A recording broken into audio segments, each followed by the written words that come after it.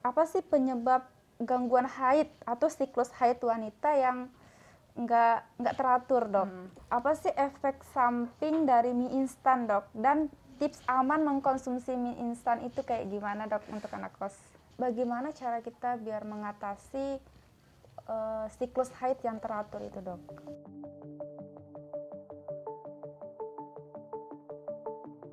Bismillahirrahmanirrahim. Assalamualaikum warahmatullahi wabarakatuh. Sahabat Dokter Lin, apa kabar semuanya? Semoga sehat-sehat aja ya. Kali ini kita di sesi yang berbeda. Jadi saya kedatangan seorang tamu, dibilang remaja, nggak juga sih, cuma dia wanita muda ya. Beliau itu adalah salah seorang mahasiswi di dekat rumah saya. Nah, jadi dekat rumah saya ini memang banyak kos-kosan, terus banyak sekolah juga. Nah, dari mereka-mereka itu sebenarnya sudah sering kali atau banyak sekali pertanyaan-pertanyaan mengenai seputar kesehatan. Cuma ya mungkin mengakomodirnya yang belum tahu caranya ya. Jadi saya tuh kepikiran gitu loh buat mengadakan podcast ini biar bisa menjadi manfaat bagi banyak orang di luar sana, khususnya ya buat remaja yang punya kasus masalah kesehatan yang sama yang dialami oleh teman-temannya yang nantinya akan disampaikan oleh Mbak Anis ya. Jadi tamu saya ini namanya Mbak Anis. Oke, langsung aja ya untuk mempersingkat waktu. Yuk Mbak Anis. Baik, Assalamualaikum warahmatullahi wabarakatuh.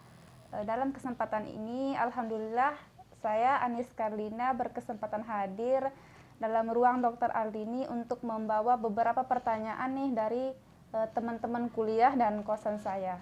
Baik, Dok. Assalamualaikum, Dok. Waalaikumsalam warahmatullahi wabarakatuh. Ada beberapa pertanyaan sekitar remaja nih, Dok, dari yang timbul dari teman-teman kuliah dan teman kosan saya, Dok. Kita mulai saja ya, Dok. Yeah. Yang pertama, gini, Dok, apa sih penyebab gangguan haid atau siklus haid wanita yang nggak teratur, Dok? Jadi kalau kita bicara soal gangguan haid itu sih jenisnya banyak ya. Jadi ada yang bermasalah dari sisi lamanya, ada juga yang bermasalah dari sisi jumlahnya gitu ya. Jadi ada yang haidnya itu lama gitu, misalnya lebih dari 15 hari. Ada juga misalnya yang haidnya kadang tuh kurang dari 3 hari. Terus ada juga yang haidnya tuh sebulan sekali, itu kan normalnya sebulan sekali ya rata-rata gitu. Tapi ada juga yang sampai 2-3 kali sebulan. Atau misalnya lebih dari 2 bulan baru dapat haid lagi gitu kan. Nah itu juga salah satu beberapa jenis masalah-masalah haid gitu. Nah ada juga sih permasalahan haid itu yang misalnya contohnya PMS nih, biasanya dia dysmenorrhea. Nah kita kan nggak tahu nih yang ditanyain yang mana ya, jadi kita bahas secara umumnya aja jadinya ya. Jadi penyebabnya itu banyak sih, antara lain tuh pertama faktor stres ya, faktor stres gitu. Misalnya kayak kalau anak-anak kosan kan biasanya kalau capek gitu ya, kemudian kalau pas mau ujian mungkin seperti itu. Terus masalah hormonal juga. Masalah hormonal itu misalnya tuh dia terpengaruh oleh perkembangannya dia kan, karena kan kalau misalnya fase remaja itu misalnya masih bertumbuh ya, masih banyak perkembangan, di situ banyak terjadi perubahan-perubahan. Ada juga faktor kurang tidur misalnya gitu, atau faktor pola hidup yang kurang sehat, misalnya dari sisi makanan, kemudian dia terlalu capek kayak gitu biasanya. Terus, Dok, bagaimana cara kita biar mengatasi siklus haid yang teratur itu, Dok? Ya caranya sih biar teratur itu paling enggak pola hidup sehat ya, menerapkan pola hidup sehat gitu. Pola hidup sehat itu banyak hal gitu, dari mulai mengatur pola makan ya, pola makan gitu, kemudian pola istirahat. Jadi istirahatnya itu harus teratur paling enggak dan cukup ya. Kemudian dia juga melakukan olahraga. Nah, olahraganya itu ya cukuplah 30 menit sehari, yang penting setiap hari itu dia menyisihkan waktu gitu untuk berolahraga rutin, sama minum air putih sih ya yang cukup gitu. Baik, Dok. Pertanyaan berikutnya nih, Dok. Apa sih efek samping dari mie instan, Dok? Dan tips aman mengkonsumsi mie instan itu kayak gimana, Dok, untuk anak kos? Iya, emang kayaknya mie instan ini paling akrab ya kalau buat anak kos ya. Jadi di mana-mana sih yang paling praktis emang makan mie instan gitu ya. Kalau Anis biasanya makan mie instan berapa kali seminggu? Mie instan kalau dibilang seminggu, mungkin ya kalau mau instan-instannya tiap hari bisa. Hampir tiap hari ya minum. Ya. Kalau teman-teman? Kalau menurut data nih ya, Dok ya, kalau teman-teman kan biasanya kita dengar mie instan itu baik dikonsumsi 2 kali dalam seminggu nih dok. Tapi bisa teman-teman itu bisa kayak mie instan itu satu bungkus bahkan 2 bungkus tuh untuk 1 porsi dok dikonsumsinya. Itu pun bisa lebih dari misalnya 3-4 hari dalam seminggu. Dalam seminggu. Iya. Berarti frekuensinya lumayan sering dan Iya. banyak juga ya. Jadi sebenarnya sih efek samping makan mie instan itu, namanya makanan instan sih memang kalau dibandingkan dengan makanan yang rumahan sih memang jauh lebih baik yang rumahan ya. Karena pertama mie instan itu dia rendah serat ya, kemudian yang tinggi kandungannya kalau di mie instan itu kan tepung-tepungan tuh. Berarti lemak, karbo, kemudian di bumbunya sendiri itu kan tinggi garam ya. Jadi efek sampingnya udah kelihatan tuh dari komposisinya gitu. Jadi dia nanti bisa mengakibatkan yang namanya terjadinya kegemukan sama kurang nutrisi gitu. Karena kan kalau kita udah makan mie instan tuh kan jatuhnya udah kenyang. Jadi nutrisi-nutrisi yang lain jadinya nggak masuk gitu. Kayak misalnya makan sayur, buah, atau misalnya ikan atau protein-protein yang lain gitu. Jadi itu sih efek sampingnya biasanya yang tampak kelihatan sih di teman-teman tuh biasanya kegemukan. Efek samping jangka panjangnya itu biasanya selain kegemukan juga karena dia tinggi garam, dia juga bisa ngaruh ke ini pembuluh darah. Jadi kemungkinan besok-besoknya itu gampang darah tinggi, bisa sampai sakit stroke juga gitu. Sama yang paling cepat sih kelihatan sebenarnya ini ya sembelit. Karena itu kan rendah serat ya, jadi dia gampang gangguan pencernaan, biasanya sembelit lah, sakit mah kayak gitu biasanya kalau terlalu sering dan terlalu banyak. Nah, berbicara tentang mie instan nih dok, mie instan ini kan karbohidrat, nasi karbohidrat juga. Betul. Jadi kadang-kadang mie instan ini dijadiin teman buat makan nasi, dok. Itu baik apa enggak sih dok? Iya, jadi sebenarnya kan porsi makanan itu yang bagus kan makanan yang seimbang ya. Jadi di piring itu tuh seimbang tuh karbonya misalnya 30% ya, kemudian sayurnya itu ya lebih banyak lah sekitar 40-50%. Nah, sisanya itu protein. Protein itu dari apa aja? Protein itu bisa dari hewan maupun nabati tuh. Biasanya kan rata-rata makan telur ya. Telur atau ikan atau daging dicampur sama tahu tempe. Misalnya kayak gitu ya, sepotong-sepotong lah. Tapi kan kebanyakan tuh karbonya isi piring tuh kan kadang-kadang karbo tok ya yang banyak ya, udah nasi ditambahin mie gitu. Jadi kan karbo aja, itu nggak pakai sayur, nggak pakai ikan, paling banter telur kan yang ditambahin. Jadi nggak seimbang gitu. Jadi sebenarnya nggak bagus juga. Jatuhnya nanti kayak tadi tuh jadinya kegemukan. Kalau misalnya ada mie instan, nggak perlu jadinya makan nasi gitu dok? Iya, nggak perlu juga, nggak perlu. Jadi dilihat aja porsiannya kayak tadi ya. Jadi kalau misalnya udah makan mie, nah tipsnya nih kalau mau makan mie tapi tetap sehat, itu tipsnya adalah dicampurin sayur. Jadi karbonya kan udah dari mie itu, nanti ditambahin sayur, bisa ditambahin sawi, ditambahin wortel, pokcoy, kemudian ditambahin telur, tahu juga. Nah kalau bisa sih mie-nya jangan 1 orang 2 porsi mie ya, tapi dibagi aja mie-nya satu porsi untuk bersama. Iya, untuk banyak orang. Jadi yang dibanyakin nanti sayurnya sama proteinnya yang lain gitu. Oke, baik dok. Pertanyaan berikutnya nih dok. Nah, ini adalah salah satu pertanyaan, mungkin salah satu konflik dalam perempuan nih dok. Penyebab keputihan dok, dan bagaimana cara kita untuk mengatasi keputihan? Ya memang rata-rata sih ya, kalau keputihan itu rata-rata semua orang pasti pernah mengalami gitu ya, karena memang keputihan itu sendiri tuh ada 2 jenis. Jadi ada yang normal dan yang satunya lagi ada yang keputihan karena penyakit. Nah kalau keputihan yang normal itu ciri-cirinya tuh dia nggak gatel, nggak bau, kemudian jumlahnya juga sedikit, jadi sekedar ada aja. Dan dia itu biasanya munculnya atau banyaknya itu di waktu-waktu tertentu, kayak misalnya mau menjelang haid, atau pas haidnya udah mau selesai, atau misalnya pas orangnya lagi capek banget. Nah biasanya itu akan muncul keputihan. Nah tapi kalau misalnya yang udah gatel, kemudian dia berwarna ya, berwarna itu ada yang kayak susu pecah gitu loh, kayak susu basi. Nah, kemudian ada yang hijau warnanya, ada juga yang bercampur darah ya, padahal dia lagi nggak haid gitu. Nah itu udah ciri-ciri keputihan yang penyakit, yang dari penyakit. Bisa karena jamur atau bakteri, atau misalnya ada penyakit kanker gitu kan di saluran reproduksi gitu. Jadi kalau misalnya dapat kasus kayak gitu ya segera aja diperiksa ke dokter ya. Baik dok. Masih berkaitan dengan keputihan nih dok, boleh nggak perempuan itu pakai sabun khusus untuk kewanitaan nih dok? Boleh apa enggak gitu? Jadi sebenarnya kalau ditanya masalah boleh atau enggaknya sih boleh-boleh aja. Cuma masalahnya kebanyakan tuh kalau sabun pembersih kewanitaan tuh dia mengandung parfum. Nah, dan parahnya lagi gitu banyak banget yang alergi sama parfumnya gitu, bahkan nanti bisa iritasi. Jadi pas udah make itu kadang-kadang gatal atau perih-perih gitu di daerah kewanitaan, malah jadi nggak nyaman kan.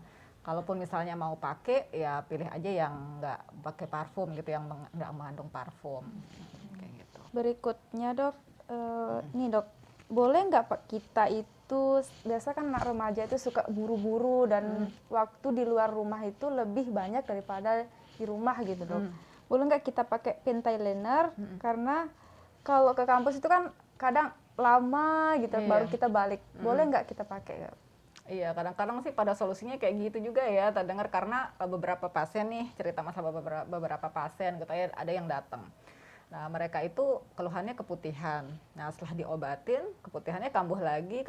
Nah, ternyata tuh setelah diselidiki, dia tuh ada riwayat kebiasaan pakai pentiliner gitu. Nah, terus akhirnya pada saat disarankan untuk nggak pakai pentiliner, keputihannya membaik gitu. Jadi kemungkinan dia memang ada alergi atau iritasi dengan bahan pentiliner gitu ya. Nah, sebenarnya sih kalau mau aman ya, jadi bawa aja pakaian dalam gitu dari rumah. Kalau misalnya kalian punya aktivitas yang lama di luar gitu, jadi nggak usah pakai pentiliner kalau misalnya itu menimbulkan masalah kayak gatel, iritasi di daerah kewanitaan kayak gitu. Jadi nggak baik nih berarti ya dok ya kita pakai pentiliner gitu. Iya, kalau kalau menurut saya sih lebih lebih amannya Lebih gitu aman. pakai pakaian dalam aja gitu, karena nggak semua orang cocok dengan bahan pentilinernya sendiri gitu kan. Lebih aman. Berikutnya nih dok, bagaimana cara kita menghilangkan kebiasaan begadang? Ini biasanya anak kos-kosan banyak tugas, jadi menimbulkan waktu-waktu untuk begadang itu loh dok. Aneh sering kadang Begadang itu sebenarnya dari jam berapa sih dok? Maksudnya di jam titik begadang itu dikatakan begadang, jam berapa gitu? iya. Jadi sebenarnya sih nggak ada patokan ya. Yang penting sih sebenarnya kita itu bisa punya jam tidur itu paling nggak 8 jam 8 sih jam. ya pas malamnya gitu. Jadi memang kan sebaiknya memang kita disarankan untuk tidur seawal mungkin ya. Nah, terserah deh setelah itu bangunnya, kadang kan bangun sholat malam juga kan ya. Nah, jadi paling nggak 8 jam itu kita istirahat. Ya itu aja sebenarnya. Nah, kalau misalnya mau mengatur gimana sih caranya biar nggak begadang, ya pasti untuk merubah kebiasaan itu susah juga ya. Jadi yang penting pertama sih diniatin dulu nih, saya mau nggak begadang. Terus yang kedua bikin jadwal tidur gitu kan. Jadwal tidur tuh misalnya jam 9 atau jam 10 malam. Nah, nanti kalau udah misalnya nih Anis mau tidur jam 9 malam.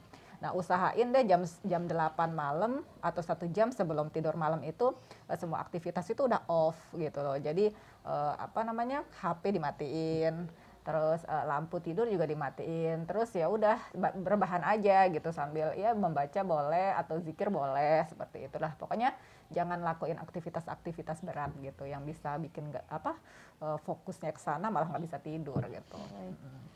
Kalau tips begadang misalnya minum vitamin atau mungkin minum susu, ada nggak dok? Biar lebih rileks gitu. Iya, jadi kalau misalnya mau tidurnya lebih lelap ya, bisa sih dibantu dengan minum susu gitu, susu hangat gitu boleh, karena dari penelitian juga ternyata minum susu sebelum tidur itu bisa membantu melelapkan tidur gitu. Jadi nggak apa-apa kalau mau minum susu sebelum tidur, tapi sejam lah paling nggak ya sebelum tidur gitu baru minum. Baik, kita lanjut dok ke pertanyaan berikutnya. Baik apa enggak sih dok kita minum susu yang agar menambah energi kita gitu? Tujuannya untuk menambah energi dan jenis susu yang kayak gimana itu? Yang disarankan. Ya, yang Kalau mau minum susu sih boleh-boleh aja, memang bagus sih. Nah, susu itu biasanya kan dikonsumsi untuk menambah kalori atau energi ya. Jadi dari anak kecil sampai orang dewasa itu sebenarnya bagus sih minum susu. Cuma minum susunya juga dibatasin aja, paling nggak 1 sampai 2 gelas sehari. Terus kemudian kalau masalah pemilihan susu di situ nanti Anis tuh lihat-lihat dulu keperluannya. Nah, kalau misalnya anak-anak remaja seusia Anis gitu, minum susu full cream aja. Jadi susu itu kan ada 3 jenis. ada yang low fat, ada yang full cream, sama ada yang susu skim. Nah, kalau untuk yang mau diet itu, yang mau turunkan berat badan atau yang ada kegemukan, itu minumnya yang susu skim atau yang low fat. Nah, tahunya kan di kemasannya udah ada tuh tulisannya. Udah ada, tinggal dibaca aja ya. Nah, kemudian kalau misalnya untuk yang aktivitasnya banyak atau anak kuliahan, anak sekolahan, apa segala macam itu minum susu full cream aja gitu, 1 sampai 2 gelas atau 1 sampai 2 kemasan sehari, ya. Berikutnya nih dok, sering pusing saat haid. Nah ini biasa juga Anis alami gitu. Gimana sih cara kita mengatasinya dok? Atau pusing ini adalah salah satu yang timbul saat haid atau kayak gimana gitu? Kalau pusing-pusing saat haid sih memang sering kali ya dialami ya, karena biasanya kan kalau haid itu orang kehilangan banyak darah. Jadi biasanya remaja itu anemi. Ya, anemia itu artinya dia kurang darah, artinya kadar hemoglobin di dalam darahnya itu rendah. Kalau diperiksa di laboratorium, diambil darahnya itu biasanya dia kurang dari 11 gram. Ya, jadi tapi di sini sering-sering salah kaprah ya antara anemia sama darah rendah. Jadi itu yang harus dibedakan gitu. Karena kalau misalnya anemia itu hemoglobinnya yang dicek. Kalau misalnya darah rendah itu biasanya diceknya pakai tensimeter tuh yang dipompa-pompa ya. Nah, jadi kalau pada saat haid itu kondisi yang terjadi biasanya anemia yang kurang darah itu gitu. Terus dok, gimana cara kita mengatasinya? Kalau misalnya haidnya atau ada makanan atau minuman atau obat-obatan yang bisa kita konsumsi sehingga kalau pusing itu kan semua aktivitas akan terpending gitu ya dok ya. Gimana biar tetap fit gitu dok? Sarannya kayak gimana? Jadi kalau misalnya lagi haid terus anemi kayak gitu, misalnya udah ketahuan nih anemi ya. Jadi hal yang pertama dilakukan adalah memperbaiki asupan yang masuk gitu. Jadi harus banyak makan makanan yang mengandung zat besi. Kayak misalnya itu paling tinggi tuh kayak daging ya, daging-daging merah gitu. Kemudian hati ya, hati ayam, hati sapi. Kemudian ada juga telur. Nah, kalau anak-anak kosan yang paling gampang telur ya, telur sama yang paling murah meriah sih juga dan tinggi juga sih ini sayur-sayuran hijau ya, sayur-sayuran berdaun hijau gitu.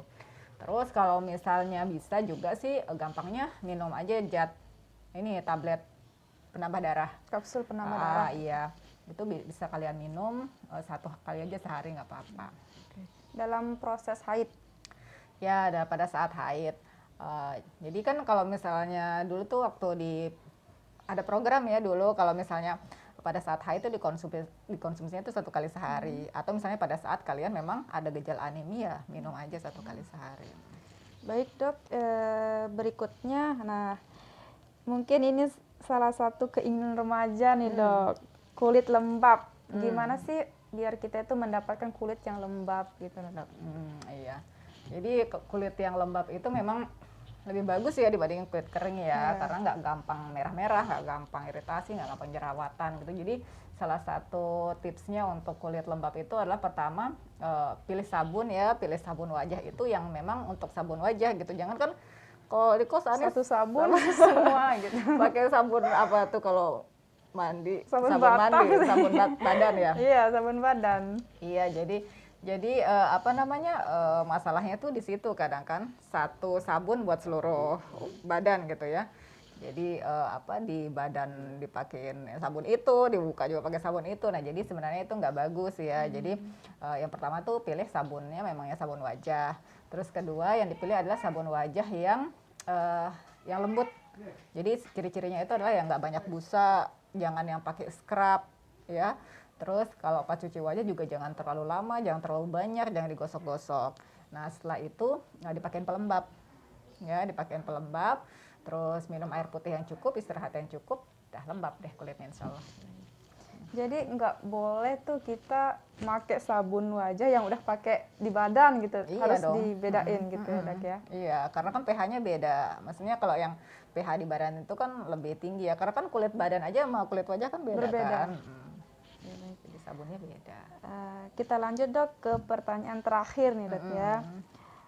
Ini mungkin adalah salah satu pertanyaan idaman para remaja gitu dok. Oh iya, gitu ya. Tips diet dok, diet tips yang diet. sehat gitu kayak gitu. gimana? Kalau apa? Kenapa sih pada pengen gitu ya diet? Emang pada gemuk? Gimana ya? Mungkin mau tubuh yang ideal gitu. Oh gitu. Ya, jadi emang harus tahu dulu ya. Kadang memang remaja itu kadang senang ikut-ikutan ya. Jadi kadang-kadang pengen diet gitu. Padahal mereka kan masih dalam masa pertumbuhan. Nah, jadi mereka harus tahu dulu nih, saya ini termasuk kegemukan atau udah ideal ya. Itu ada rumus-rumusnya sih. Jadi, tapi kan kadang kalau gendut kan kelihatan ya. Jadi sebenarnya tipsnya gampang aja sih. Tapi prinsip yang harus dipegang pertama kali adalah bahwa menurunkan berat badan itu butuh waktu ya, butuh proses. Jadi nggak bisa instan, nggak bisa berharap seminggu langsung langsing, 2 minggu langsung langsing gitu. Jadi nggak bisa kayak gitu. Itu yang pertama. Terus yang kedua ya balik-balik lagi jalanin pola hidup sehat Pola hidup tadi sehat. gitu. Makannya seimbang, istirahatnya cukup, olahraga juga. Jadi seperti itu. Jadi banyak kebiasaan-kebiasaan yang sebenarnya bisa dieliminir, bisa dihilangkan. Kayak tadi tuh misalnya makan mie jangan sama nasi lagi gitu, paling nggak makan mie-nya diganti sama sayur kayak gitu. Sama olahraga jangan mager gitu. Terus sih kalau misalnya anak kos nih, tipsnya anak kos kan mau olahraga apa ya, aerobik nggak sempat misalnya kan, nge-gym apalagi gitu kan, nggak mungkin juga ya kayaknya ke tempat nge-gym gitu. Jadi ya paling nggak kalian jogging lah di rumah atau di dalam kamar deh, boleh lari-lari kayak mau sit up mau push up boleh lah 30 menit gitu. Yang penting sehari itu 30 menit aja olahraga. Ya, kayak gitu sih sebenarnya tipsnya. Baik. Ada tambahan nih dok, dari saya pribadi gitu ya. Ya boleh. Kalau makan kan kebanyakan isu nih, makan malam itu pemicu kegemukan gitu. Bener nggak sih dok? Tergantung makan malamnya seberapa, jenisnya apa gitu, isi piringnya seperti apa. Jadi sebenarnya makanan yang sehat itu ya tetap aja sih 3 kali sehari. Nah cuma sekarang diatur kebutuhan kalorinya sehari orang itu berapa gitu kan. Nah itu ada rumusnya lagi tuh Nis, jadi nggak sesimpel itu ya. Jadi pokoknya intinya setiap kali kita makan itu harus seimbang, isi piringnya itu harus ada karbonya, harus ada sayurnya, harus ada proteinnya, dan pokoknya di simpelnya itu di piringnya itu yang paling banyak tuh sayur deh gitu. Nasi putihnya kurangin, terus lauknya ya dibanyakin dikit. Cuma kalau bisa sih jangan banyak makan yang digoreng-goreng gitu, banyakan yang direbus atau dikukus gitu. Nggak masalah sih kalau Anis mau makan malam gitu, cuma ya itu tadi isi piringnya itu aja dibenerin gitu, jumlah porsi-porsi ya, takarannya. piringnya. Sama kalau bisa makan malam itu 3 jam sebelum Tidur. Anis tidur ya. Oke, baik dok. Ya udah nih ya. Jadi berapa menit nih udah nih kita tanya jawabnya nih? Kerasa ya hampir 30 menit ya. Jadi lumayan nih 10 pertanyaan ya, bahkan lebih tadi ya. Jadi mungkin nanti ke depannya kita akan membuat acara seperti ini terus-terusan. Jadi kita akan tampung pertanyaan teman-temannya Anis. Jadi nanti Anis datang ke sini, entah Anis, entah temannya Anis atau siapapun yang berkesempatan ke sini nanti menemani saya untuk melakukan tanya jawab sederhana yang bisa mengakomodir pertanyaan teman-teman atau misalnya siapapun di luar sana yang mempunyai permasalahan yang sama dengan Anis dan teman-temannya. Oke sahabat Dr. Lin, sekian tanya jawab kita kali ini, semoga bermanfaat. Salam sehat. Assalamualaikum warahmatullahi wabarakatuh.